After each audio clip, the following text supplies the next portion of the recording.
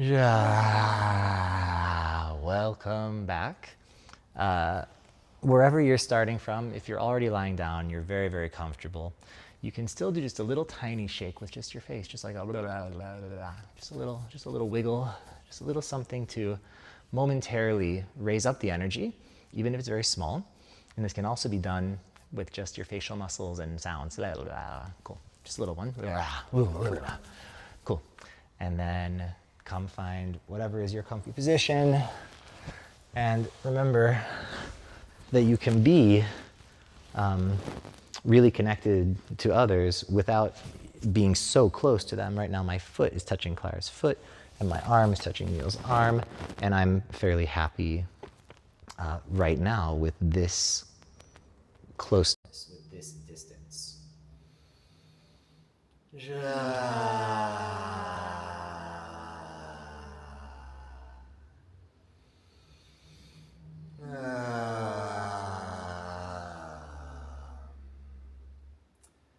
During the break, Neil said some really inspiring things. I'm just going to hold the microphone here, and let's kind of recreate that dialogue. Yeah, so I was just thinking about the idea of care, and does care have to flow from one person to the other? And I was just thinking maybe that's based on a kind of scarcity mentality, that there's not enough care to go around, and either you have it or I have it. But my own experience of that is different, because if I give somebody a hug, I'm actually generating care. So we might both be tired, we might both be feeling a bit frayed at the edges, but with a good hug, we both end up feeling regenerated and re-energized. So it's like we're actually generating care together rather than taking it or having it flow from one person to another. And this brings me to the distinction between different types of care. In our society, in our culture, a lot of the time care is thought of as being a resource that is transferred from one person to another. For example, if I ask my friend or partner to give me a massage, and they're willing to do it, but they also understand that afterwards they're going to be tired and their thumbs are going to hurt, because their thumbs always hurt when they give massage. What's happening is that I'm receiving some capacity that depletes their capacity, and this is not the sort of touch or quality of connection that we're seeking in the Mush. We are interested in mutually beneficial touch experiences, and the touch doesn't need to be physical, although for most of us, having more physical touch in our lives would be nourishing and would support us to have healthier brain chemistry and to produce more oxytocin and dopamine and to generally just have healthier fascia as well. So please touch each other if that's what you want to do. And if you're not touching each other right now, I invite you to pause the video for a second and figure out how you're going to touch each other. And you can do that verbally or non-verbally. Go for it. Cool, welcome back. You look much more comfortable now. I'm glad you did that. I'm just making assumptions. So, what does care look like that fills both people up? Well, when I'm touching Clara and I do it like this, it's uncomfortable for me. I can't reach properly.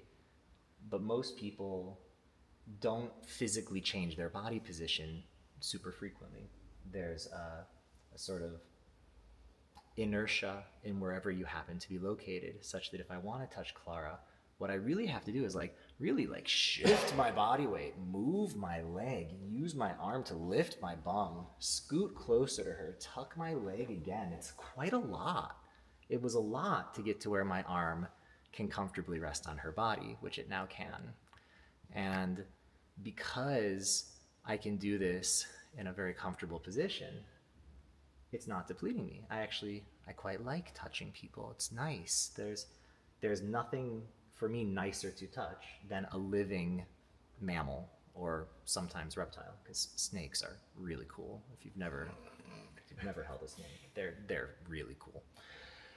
Not particularly warm, but warm enough still that having a snake wrapped around your neck. Anyway, this is a tangent.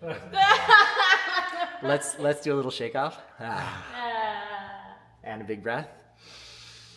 Ja. It's really nice to touch living things, especially things that are touching you back. And so right now, I'm giving sort of a Thai massage type of thing to Clara, but what actually feels much more nourishing to me is when I just rest my hands on Clara and I've just sensed where the tension is. It's right here. So I'm just going to rest my hand there. And now Clara has the possibility to use the muscles around her pelvis and her spine to kind of push into or sometimes move away from this touch. And now that I can see like which direction that she can push from, I'm repositioning so that I have support over here and that when she pushes, it's into my structure and I don't have to try very hard. And I even don't have to be sitting up and I even don't have to be using my hand. I can release her pelvis and hip area with my head. And as she's doing that to me, and I'm doing this to her, it's actually kind of, I'm doing this for me, just using the resistance of her body.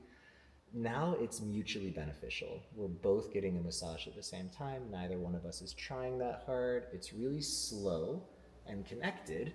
And because of that slowness, can I get here? Uh-huh. Because of that slowness, it's not upregulating, it's not exertive, it's not tiring. I could sustain this type of mutual massage for hours and hours and hours. And I never have to wonder if Clara is still present with me because she's moving. And what may happen eventually is that she gets distracted by something, whether it's a thought or somebody else touching her, and then she stops moving. And now I notice the lack of her presence through the lack of her movement. If this happens, it's a really good idea to either just kind of change up what you're doing or check in with the person and be like, meow, meow, are you meow? Here? Meow? And so I've just brought her awareness back to the fact that we're doing something together, and now she's doing it again. I call this a meow check. The meow check is just a like, hey, what's up? Are you with me? It's kind of like a, are you here? Meow, meow. And the other person doesn't have to respond with words verbally or even really make any sort of complex thoughts. It's really nice that they don't have to do that.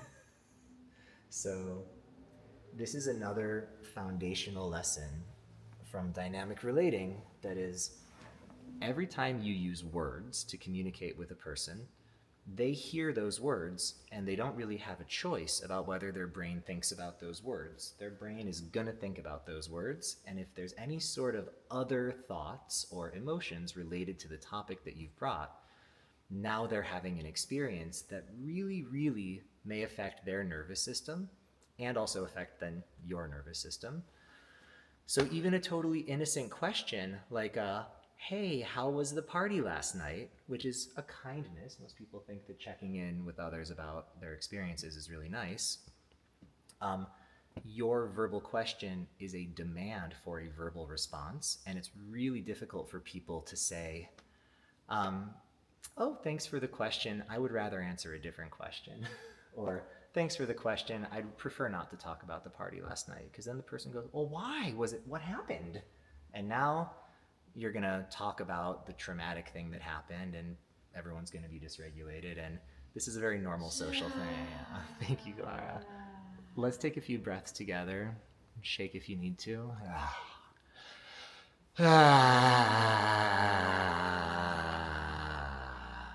Again.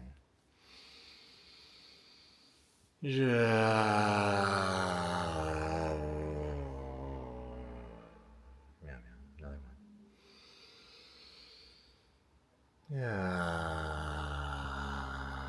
Great. We try to do 3 breaths. Anytime there's a communication that anyone in the room wants to calm down, I'd say 3 is the minimum number, usually to bring the group back to a coherent, connected space. After one breath, you might feel ready to move on. After two, you might really feel ready. It's really worth doing the third breath. You can think of it like bonus, extra regulation to bring extra resilience so that you're less likely to be triggered if something happens that normally would cause a really big emotional response.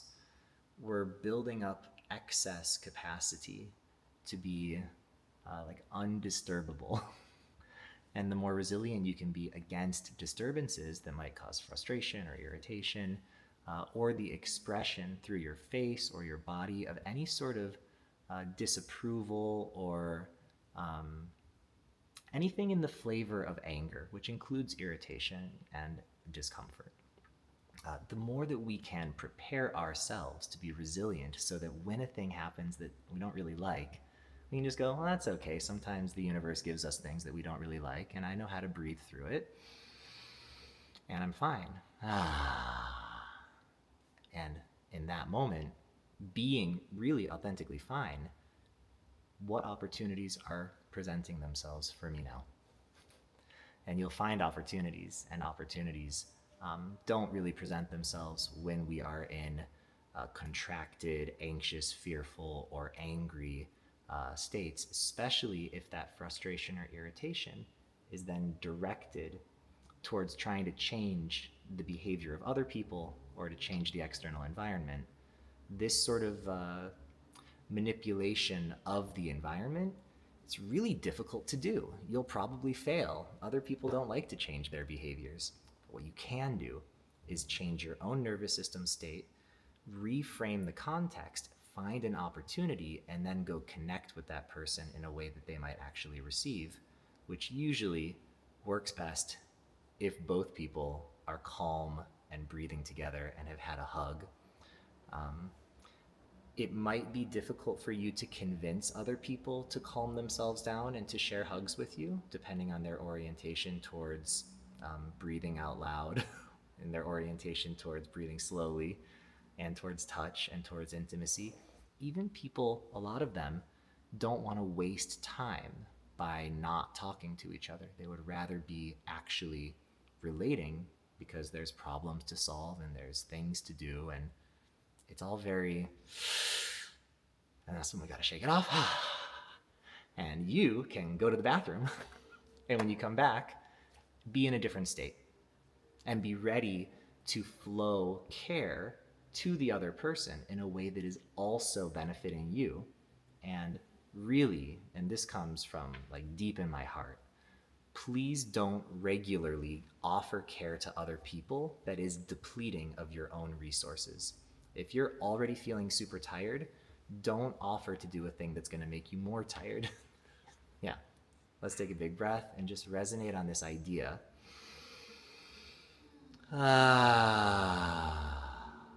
Of always seeking ways that the care flows in both directions simultaneously. The other person doesn't even need to be intending to care for me. It's still possible for me to receive care and benefit, whilst from the other person's perspective, I am giving. And people frequently ask me when I'm done giving them some sort of touch, they like want to give me a massage afterwards also. And I can explain to them, oh, actually, I've been using your body to massage myself this entire time. I enjoyed it. I don't feel depleted. This entire experience has been mutually beneficial, I'm pretty sure. And you don't owe me anything. There's no obligation. There's no debt. It's just it's a complete experience that we've had that leaves both of us with more capacity and a better regulated nervous system. Yeah. Now,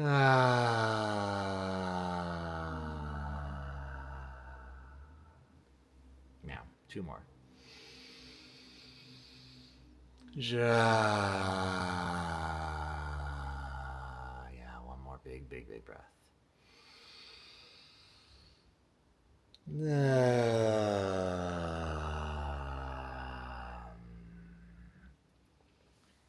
very soft. Can you touch me like a newborn baby? Mm-hmm. So Not Clara, sudden movements. Clara is making a verbal request for a different quality of touch that is not so, like, I've been like squeezing and penetrating. Now, here's a really good lesson. It's happening right now.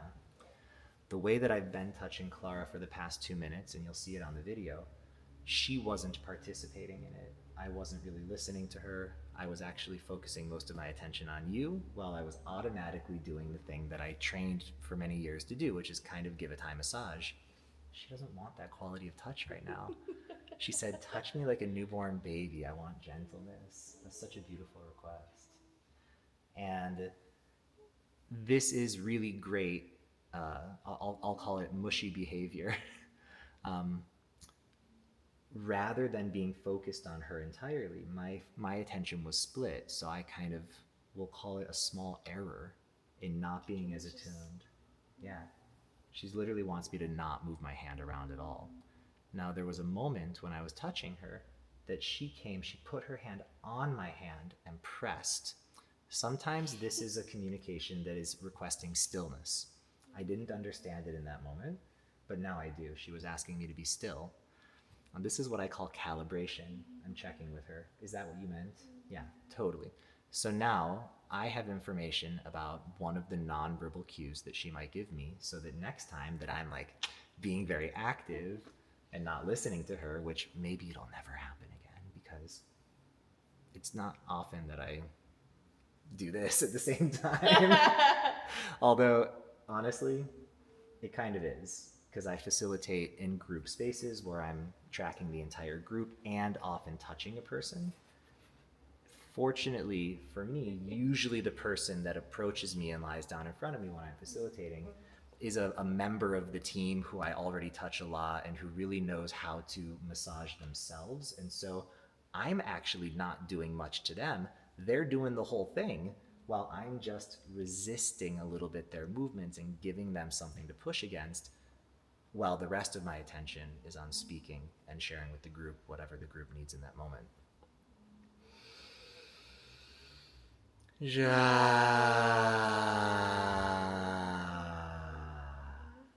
Two more breaths.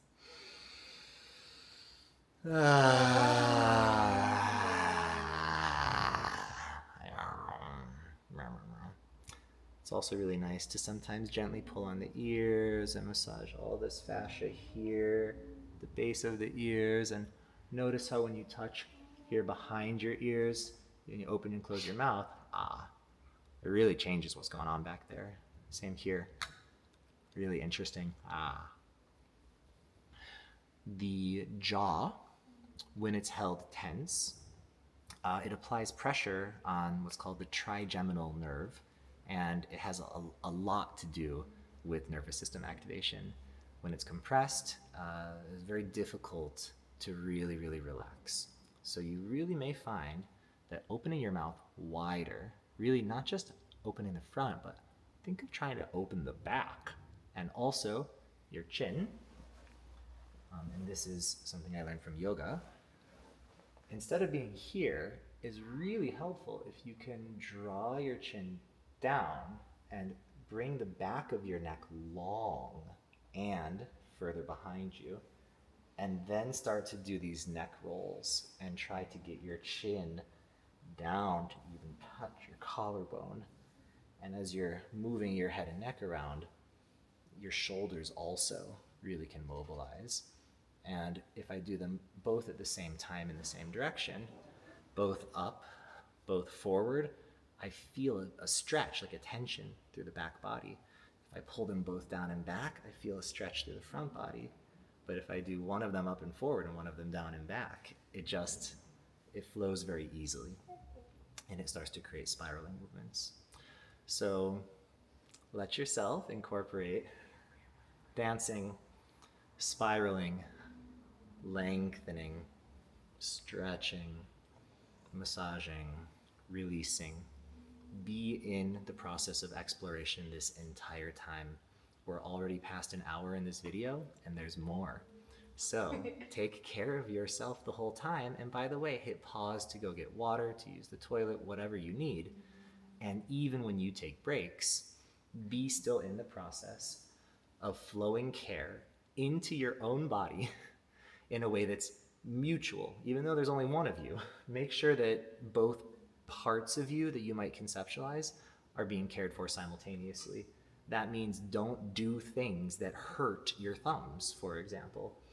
If your thumbs are starting to hurt, it's a good idea to pause and then use your fingers to massage your thumb. If the thumb is the part that needs care, then get after it. Yeah, and by the way, your thumbs probably do need care. I've never met a person whose thumbs didn't need care.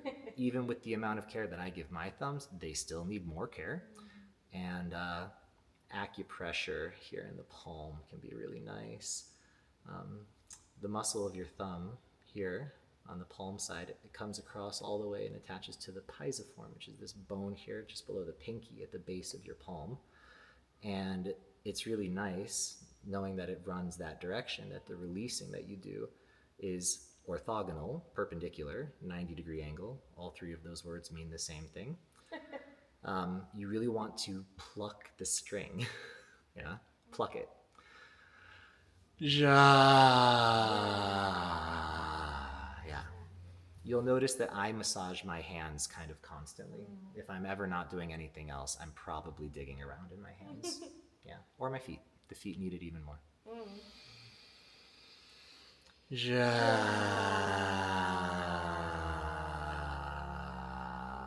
Let's do 2 more big deep breaths with a little breath hold, with a hold. More. Hold your breath.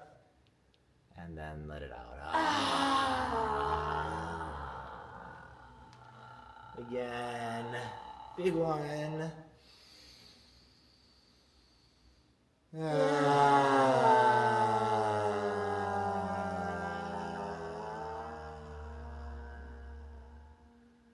one more.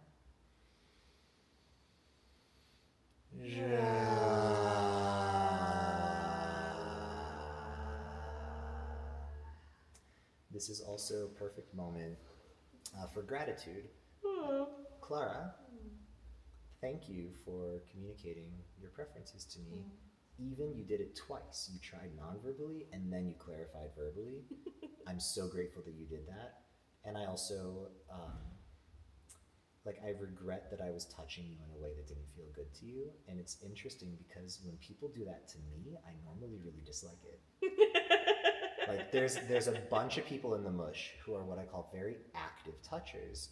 And many of them are competent massage therapists too. But it still feels to me like I would rather that you touch me mutually than that you just do stuff to me without sensing for my response. It's really common, and I was just doing it to Clara. So seriously, guys, I don't care how well practiced you are. You might sometimes still do it. And if we normalize that the person who's receiving the touch, if it feels in any way not great to you, then tell them exactly the way Clara did. Like, hey, can you touch me differently, please? And by the way, it does not matter how you ask. It's better that you ask, even if the way that you ask indicates that you're super triggered, uncomfortable. Even if it's just like, oh my gosh, you guys, can you do? It's still better that you do it than that you don't do it. Because when anybody in the Mush expresses something into the space that communicates to me that they are emotionally activated, I just go, oh, good. We know exactly what to do now. little shakeout, little zoobity bop. Yeah, jibbity boop. And then the moment it's clear that nobody is in a state of freezing, just a little zoobity bop, it's enough. Yeah. Then we can go straight to down regulation. And so we're going to do that now because I did, in a sense, non-consensually touch Clara in a way that probably left her body feeling less safe with my body. And so it's really good, as soon as you realize what you've done, to come and clean up your mess by touching them in a way that's really, really present and sensitive. And you will, Clara, you will probably feel better if you move your body just a little bit and sense that I'm responding to it. Yeah, just that little head tilt. And now I feel like there's this current of communication.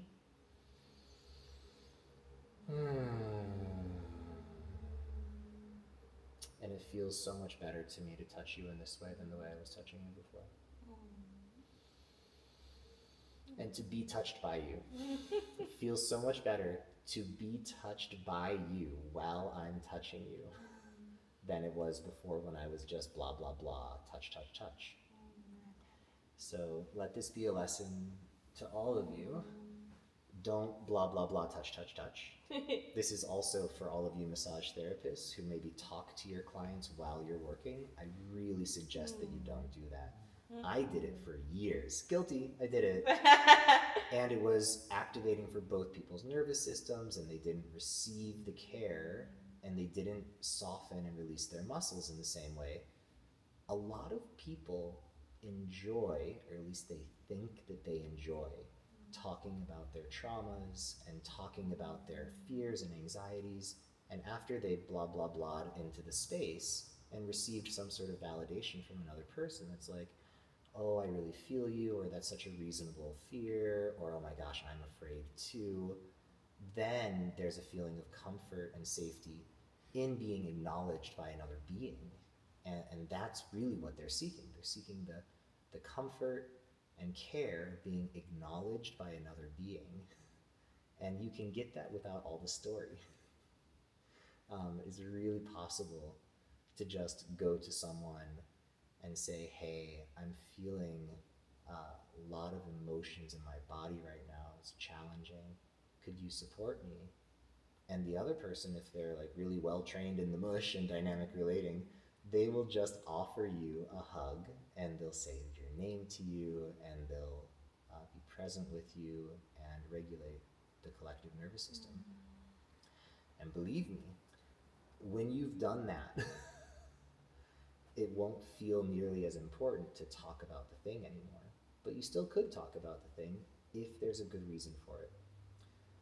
I don't know how frequently there is a really good reason for talking about things that happened in the past that don't specifically involve the person that we're talking with. I think generally speaking, that doesn't support so much the relationship between the two people that are communicating right now. And by the way, in a community, if a person has a challenging experience with a generic person that we'll just call A, like the letter A. Okay, so I've had a difficult experience with A, and I'm gonna go to Clara, and I'm gonna say, Clara, oh my God, A did this thing, I hated it, A is so stupid, A is bad, I don't like A, how do I make A go away, right? People do that, unfortunately. And Clara might also have a relationship with A. In fact, in a little community where people are gathering frequently and cuddling together, it is almost like certainly likely that Clara knows A. Maybe Clara doesn't have any real problem with A, but now Clara knows a ton of shit about A, and we really don't want to burden people with the stories of our challenging experiences. Whatever time I invest in talking with Clara about A, maybe we talk for 20 or 30 minutes, it would be much better spent actually speaking with A directly about my perceptions of what happened and the emotions that I felt and the needs that I have. If you're familiar with the structures from nonviolent communication, please use them. If you're not familiar with those structures, here it is. Start with feeling statements. I feel sad. I feel angry. I feel confused. Make sure the feeling statements are actual feelings. You could even say, I feel tension in my chest. I feel bubbles in my belly. I feel, I feel sensations. Please avoid saying things like, I feel betrayed by you. That's a judgment about a thing that they did. It's extra. You say, I feel disrespected. I feel ignored. These are all judgments of a thing that you sense the other person is doing. In a sense, it's a projection. If we have a projection, we can check the story against the other person's perceptions of reality. Because if I feel ignored by you, but in your perception you didn't ignore me, then there's no real good reason for me to feel ignored anymore. If I believe what you said is true, then I can go, oh, you weren't ignoring me on purpose. You were just preoccupied with something else.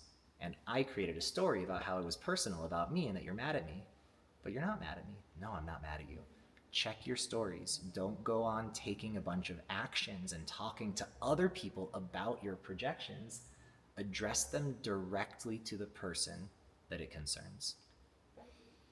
Daddy, if sometimes you have a conflict with a person, or at least I'm going to speak from my experience. That's great. When I have a conflict with a person, sometimes, a lot of times, it helps me to vent to another one, and I specifically tell that person, like, hey, can I just vent for 5 to 10 minutes and then I'll be done with this?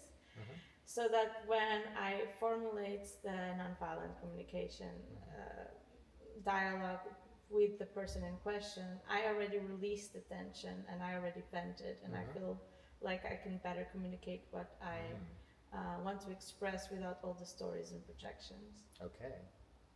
So here's a strategy that involves, very importantly, it involves a consent check. Yeah, So 100%. she's checking with her friend, hey, can you hold the space for me?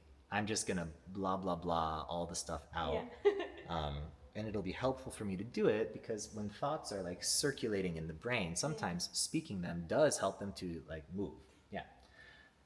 It's also possible to do something like this without words.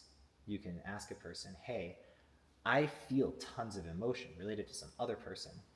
Can we enact something like this? Can you witness me in my expression of rage or confusion or sadness? And it's possible to somatically approach the situation without all the mental stuff. Now, there is another benefit to what you were suggesting, that is, speaking the words out loud might help you to realize how terribly harmful they are, and then you really won't speak them to the other person, right? Or speaking them out loud might help you realize, oh, that's not actually the clearest way to say that, or like, you know, if I'm like, you did this to me, it's your fault, and then hearing that is almost like our inner adult can observe the inner child throwing its little temper tantrum. Yeah, sure. These are all valid strategies, and they work differently for different people. And I would suggest that you, with your close people, that you calibrate to each other and you figure out which things actually work. And the most important thing is, after you've done one of these things, so Clara comes to me, does a check-in, hey, Davi, will you hold the space for me to do this thing? I go, yeah, sure, and then she does the thing. At the end, I better like authentically figure out, did that deplete me or not? And if it did, I really should communicate to her, hey, I really hope that was helpful to you. It was for me a little bit challenging. It's probably not a thing that I would do again. Okay. Right? And because for some people, they have their own venting they want to do, and your venting might be a cathartic release for them. They might be like, oh, after watching Clara just go for it, I feel way better. So find people who resonate with your strategies, but don't dump your strategy on other people who are like, oh no, now my brain is full of all of your stuff, and I don't know how to take it out. And also, I don't feel as safe with you anymore. Because one of the consequences of the strategy that you described is that if you go to somebody else and you say a bunch of mean things about a third person, they're gonna possibly assume, oh, I wonder if when Clara is upset with me, if she goes off to other person and says the same sort of stuff about me, which is, by the way, generally true. If people have a default strategy, they're gonna apply it to you as well. Even if you're in the role of friend or protector or confidant right now, it could happen that you do something that irritates them, and then they need to go talk to someone else about how terrible you are, which is why I don't really condone that strategy. I think if you have one person who's your person for that purpose, and they keep your confidence entirely, and you have a trusting relationship with that person, then maybe. I would never do it with someone random. No randos. No. No randos. But it's even, I don't mean randos. I mean like close. My best friend. Right. But I mean like close friends or community members who are not your best friend or partner. Like there's different like circles, right? Yeah. You're saying I would never do the random one. And I'm saying, no, only do the like, Yeah. the tightest one. The like almost Yeah. partner. Exactly, Right. exactly. A person who you trust completely, and I'll emphasize this part again. If you have any sort of trust or safety issues in your partnership or your best friendship, if that other person has any trust or safety issues from their childhood related to their parents, their upbringing, or anything, or if they've at some point in time been in a relationship that was abusive, be really careful that your behavior doesn't line up with their image of what a bad person would do. And it can really happen on accident, and it can really happen slowly over time as well. So remember, when you speak words, your words really affect the other person in ways that you can't predict. And if you are sending communications, especially to a group, please be really specific about why you're sending the communication. Hey, I'm communicating with you 100 people in this group chat because I want X. And then people may be able to receive the message with clarity. But a lot of messages result in people really not knowing what they're supposed to do with it. Like, okay, I received this message, it's kind of to me, but it's actually to everyone. There's no clear call to action, there's not a request for help, there's not a clear intention behind it. Now my brain is just wondering, why did they send it?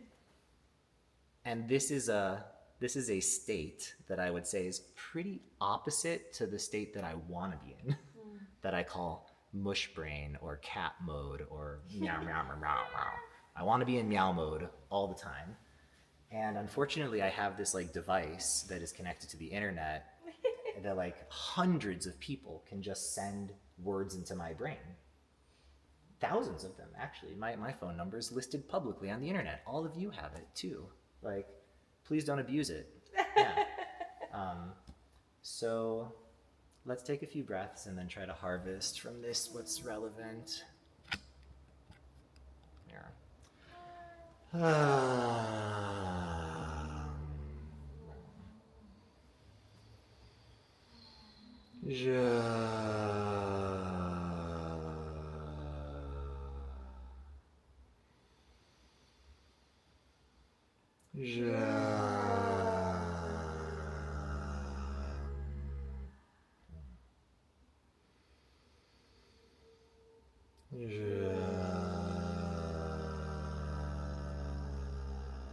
One more really big one with a hold. We're gonna hold.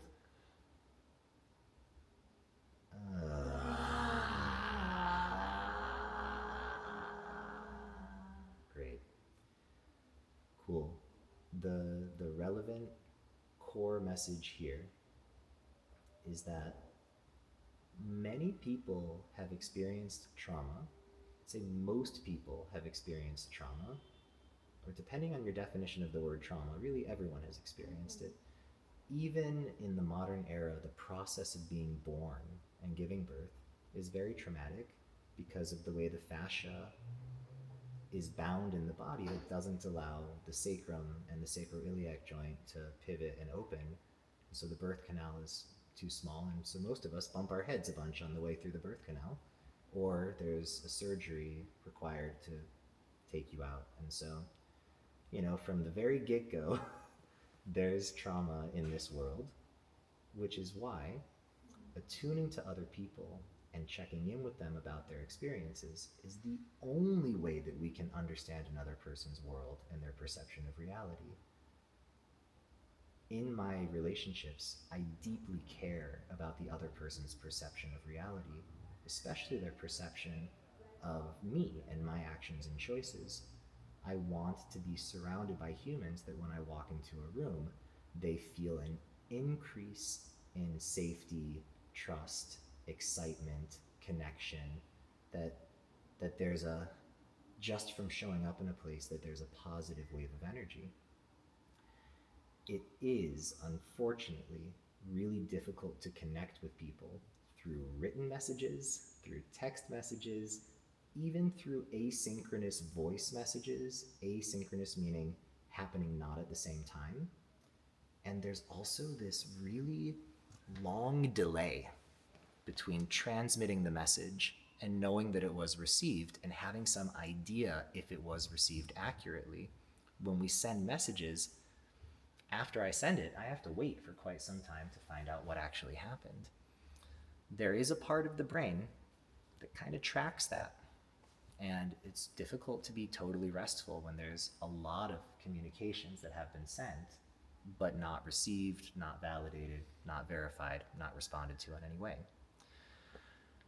We can do ourselves a huge favor, especially with text messages, to make it super clear what the purpose of the message is and whether a response is desired or not. And if it's urgent, what the time frame is for the response. And if you have with your friends frequent interactions, you have the opportunity to let them know, preferably when you're in person, I think would be the right time to say it. Say like, hey, by the way, you're probably going to feel fear before having this conversation. And so there's two strategies that you can use. One is to just really regulate the crap out of your nervous system before you go for the conversation so that you don't feel the fear. That might not be possible. Rather, that you can go into it and tell the person, hey, I have a sharing and a request to make of you. It feels vulnerable and a little bit scary. I wonder if we could co-regulate together first. And bringing the other person into a state of regulation with you, and then sharing from a place of obvious love and care to say, I almost didn't come today because our text exchanges were so stressful for me. Like when I get messages from you and I see that it's you, that I feel a little bit of fear and anxiety come up before I even read the message, because very frequently I don't know what to do in response to your messages, and they're not clear, so my instinct is to ask clarifying questions, but I don't get immediate responses, and so now I'm just in a state of confusion about our relationship and about your desires and about what's going to happen later. It's generally super unpleasant, and I don't like it, and I don't want to do it.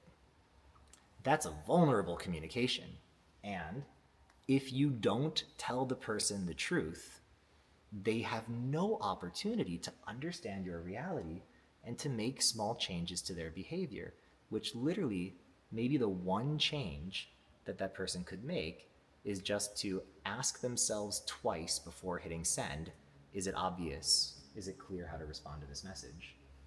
Or is this message going to require clarifying questions? If so, why don't I just put that information in the first message?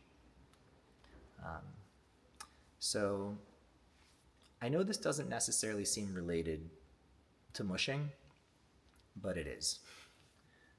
And it's relating through words. And in the mush, we try to prioritize relating through non-words, but when you're doing it digitally, sometimes words are necessary, especially for logistical information. So if you do start a little community or join a little community, and even it could be only 3 people, that counts, you'll probably have a group chat. And in that group chat, people will make invitations and respond to invitations. And sometimes people will share information that doesn't have a clear invitation in it. And that information, it will affect everybody in the group. It will affect the way that they perceive the person who sent the message. It will result in possibly more messages on that topic. And it's super, super important to keep the communication channel open and clear so that invitations and requests for support and positive valence loving messages don't get lost in between all of the other messages that are stressful and confusing and logistical.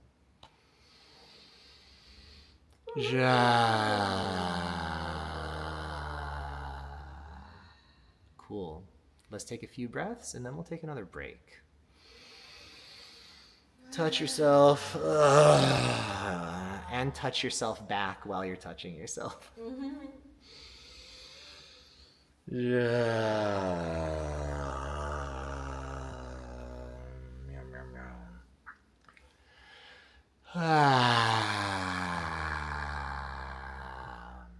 Cool. Let's go nourish ourselves in a different way, and we'll come back for part 3. Rah, rah, rah, rah, rah.